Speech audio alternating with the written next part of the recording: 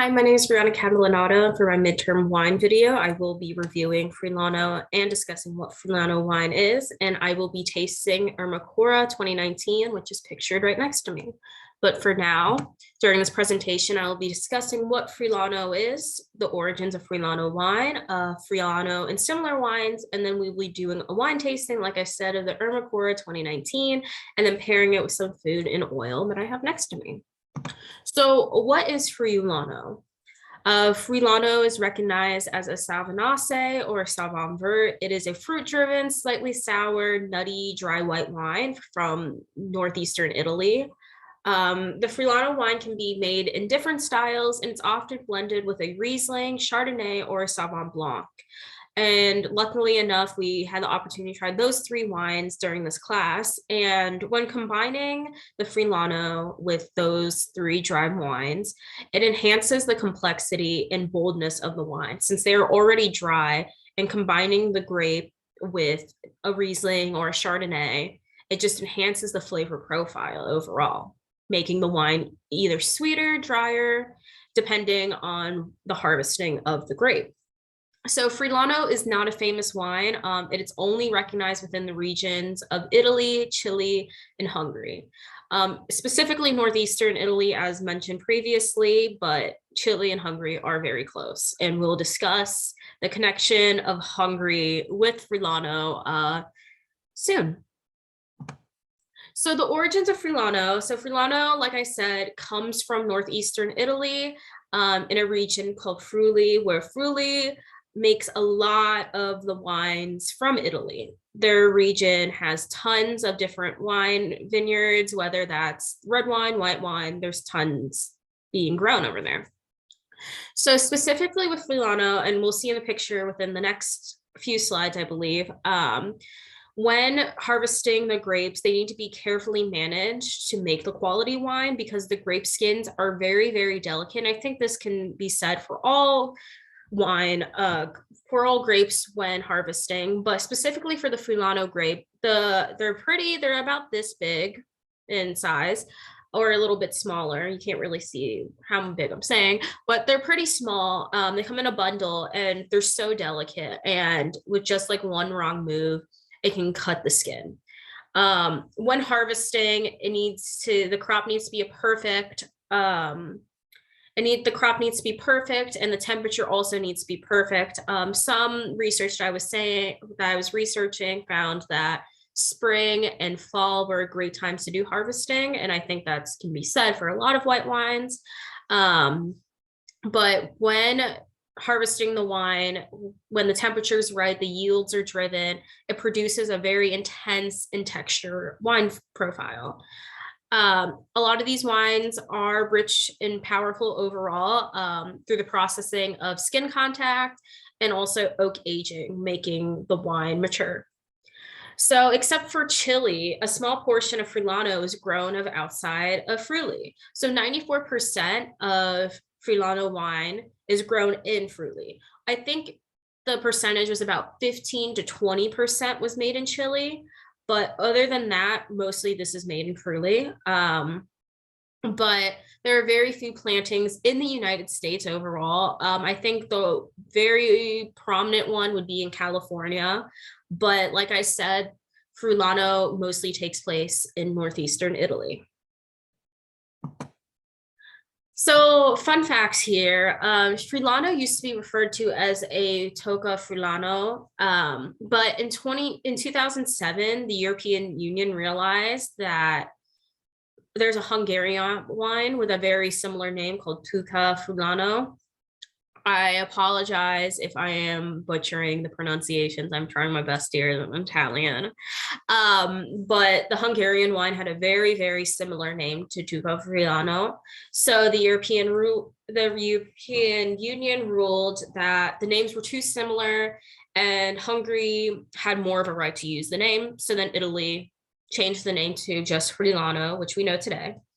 I'm kind of blocking this, but it's okay. I can read it. But over time, Friulano grapes can also be made to make orange wine by fermenting the grape skins. Like I said, as you can see in the pictures above and then right next to me, The skin is very delicate. You can kind of see it's kind of translucent. But like I said, they're about this big, come in bunches, but during a fermenting the scrape skins, it can turn into orange wine, which during my research, I had no idea what orange wine is. And then as I started researching, it made a lot of sense, especially because, like I said, Friulano overall is a very fruity wine and it's dry. So a perfect match for an orange wine. And another fun fact that I didn't put in here that I can say, so the region, Friuli, where the Friulano grape and wine is grown, is 9 hours away from a town called Rendi, which is a town that's named after my family. So it's really interesting to do. I wanted to do an Italian based wine because I am Italian, and I usually only drink red wine, so I've never been a fan of white wine. And during these tastings we've had the past few weeks, I still haven't been a fan. They were okay, but I wouldn't drink again. But I'm really excited to see what this wine is like. Like I said, not a fan, but it's Italian, so I'm hoping that I'm more of a fan today. So these are wines that are made within the region. So the first one, the Ribolla Gala, I'm sorry if I butchered that. That is made within the region of Friuli. And it's basically an ancient wine from Friuli that's not really made outside of anywhere else. It's really hard to get. The body is light, it's fruity and floral, and it has a medium to high acidity, which is very common within white wines. Underneath each description, I put a price range of the specific wine that you can get for a great price, because during my research, and I think and overall what we've learned in this class so far, is that no matter price point, you can always find a great wine for less money. A lot of these lower wines have a rating. I try to do a rating of like 90%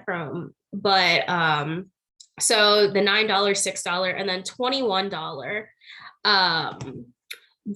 $9, and then $21 are wines that are worth 90% of likability. And, they're a great price point for wines made fresh out of Italy. So for the second one is the Bianco di Costa, and it's a white wine from northeastern Italy, and it's made from Friulano and two other different white wines that I'm not going to try to say because I definitely won't get it right. And then the last one that I'm kind of blocking, which I think you can see still, is the Culi Oriental del Friuli, and it's a very sweet white wine produced in Friuli. And then down here below, you can see that you can get this wine for only $28, which is a great deal, especially with all these wines, because, you would think the higher in price, the better the wine, but that's not always the case. So there's so many wines that are made within the region of Friuli or combined with the Friulano wine that you have so much opportunity to do. Unfortunately, I have COVID right now, and I couldn't go to Italy to pick up this wine. I had to get it from Instacart. So I wish that talking to a professional about this would have made my research so much better. But like I said, I have COVID, so I couldn't go out. But like I said, talking to someone, a trained professional within the field of wine, especially Friuli and Italian wines, you'll get a great idea of what to get and how prominent Friuli is in making wine. So before we do the tasting, I just want to describe some of the primary flavors of Friulano, and that's grapefruit, pear, peach, and tarragon. What we've seen throughout this course, a lot of fruit-based and a lot of wines that fit within the primary group. So I'm interested to see what this wine ranks. And as kind of described earlier, the wine is fruity, it's dry. So we'll find out right now. So I poured this before, I poured a glass before I came on video. So it's still a little bit cold. So as you can see with the clarity, it's clear, it's pretty clear. I mean, I can see I have I hate to do this. I have a COVID test right next to me. And, looking, I can see the white paper from that COVID test that I have next to me. So the clarity is pretty clear. Intensity, I would say it's a pale medium. I would put it in the middle for this wine. Color, you can also see the color here. I would say it's more of a gold rather than like an amber or a yellow. It's not too light, but it's not too dark. So I haven't smelled it either. So this is like I'm doing this right here. So so it's very clean. Luckily I can smell this. It's a light to medium. I would put it in the middle. I wouldn't say it's very light on the nose or it's very like medium, but you can definitely smell it. I'm getting a lot of florals and fruits like peach. I can get like a peach. I can get a pear smell from it. This is the exciting part. I'm hoping that I can like this wine a lot because I am not a fan of white wine. But yeah. Oh, it's really good actually. Okay. On this bottle it says it's a dry white wine. Oh, okay, I can get it now. I would say it's like an off dry. I wouldn't say it's very, very dry, but I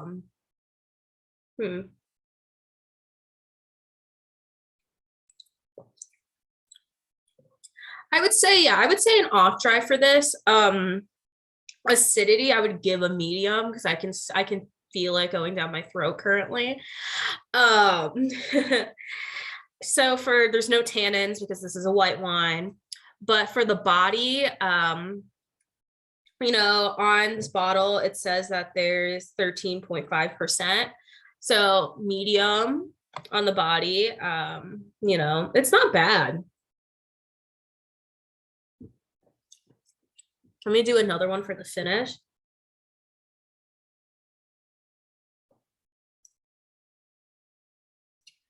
I'd say for the finish, it's a medium. Ooh, no, maybe a long. I would say a long for the finish on this. Flavor characteristics, I'm getting a lot of pear, which, I'm not a fan of pears to begin with, but I am getting a lot of, green fruits from this. I can get a stone fruit from like a pear, from a peach. It's very interesting, I didn't expect to get, to taste. I was hoping I could taste it. But yeah, I would say the finish is like a medium, but so I'd say it's a very primary flavor. Blossom, I can get, yeah, I can say some pear and peach I think are the prominent ones in this. I don't know if I'm getting tarragon, but overall, this gives a really, really nice finish. I really enjoy this. So for my foods next to me, I'm very limited on foods because, like I said, I have COVID. So I only had what's in my household currently. So I have my little plate. So I'm going to start with the salty because I love salty. And especially is my favorite meat. So I have prosciutto right here. Before I taste it, to talk about some food pairings that go great with Friulano wine. A lot of the research said regarding it was a lot of Brussels sprouts and like greens, broccoli. I don't have any, unfortunately. Fishes, chicken-based cream sauces. They said a lot of rice would be great. But yeah, so I'm gonna have a little piece of, let me actually clean my palate. I have my water. Okay, so let me have a little prosciutto. If you don't know what prosciutto is, it's like a salty meat.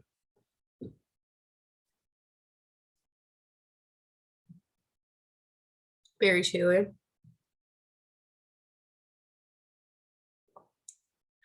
Ooh, that's good. Okay, I really like the prosciutto with this. And I think the Ermacora, just right next to me. But I think overall, Friulano wine will go great with a charcuterie board. Having all that meats and cheeses, I think it'd complement it really well. So my next is I have these little Sabra roasted red pepper hummus, and I have some little plain crackers next to me. So that's gonna be my next.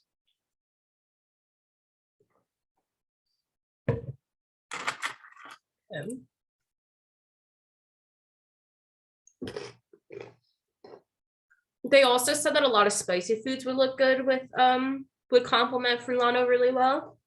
And that's why I went with a roasted red pepper.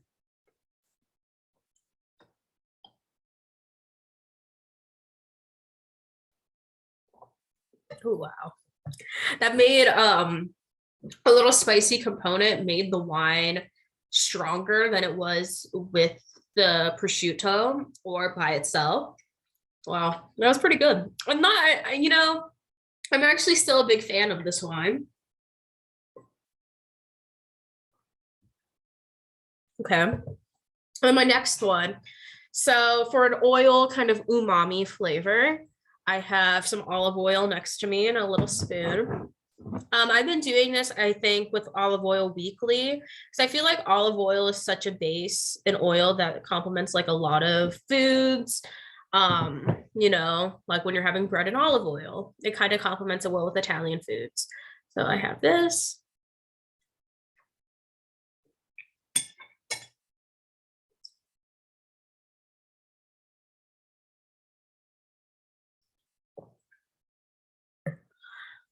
Yeah, it wasn't bad. I would say overall, the prosciutto and the hummus were my favorite compliments to this wine. I did not try anything sweet because I do not have anything sweet, but I also think with such a dry wine like the Friulano, only salty and like spicy, but also oil-based foods would work really well. And as we've had here today, that complemented really well. Like I said, a lot of chicken greens would grow really great with the Fulano. Having, an Italian dinner, spaghetti, meatballs, stuff like that. Risotto would also work really, really well with this wine. I would overall, for my rating on this wine, I would give it a outstanding. And that is probably my first outstanding for this course because usually I just say acceptable because I'm not a fan. But yeah, I would say the Aracoma Friulano wine is 2019 is the one I have right now. It's really great and I recommend everyone trying it.